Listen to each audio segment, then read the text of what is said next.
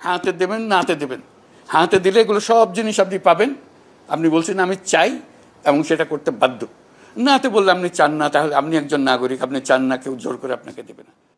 এই 3 মাসের ঘটনা, তো 3 মাসের জন্য প্রস্তুত হবে, 3 মাসের মধ্যে প্রস্তুতি নেবে, যাতে ওই যে দিন নির্বাচনের দিন গণভোটটা সুন্দরভাবে হয়, বিপুলভাবে হয়। শুধু সুন্দর হলে হবে না, বিপুলভাবে হতে হবে।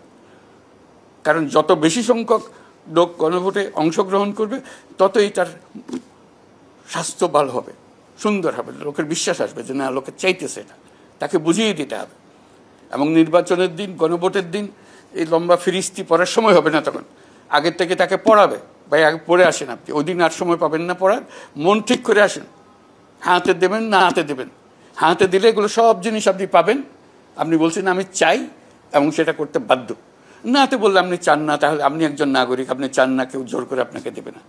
মন ঠিক করে আসেন, হাতে দেবেন না হাতে দেবেন, বারে বারে বুঝিয়ে দেবে। হাতে দিলে এই সব জিনিস যেটা লিস্টি করা আছে এটা পড়ে নেন, এগুলো পাবেন। আর না হাতে দিলে এটা একটাও পাবেন না। এটাই আপনার বক্তব্য।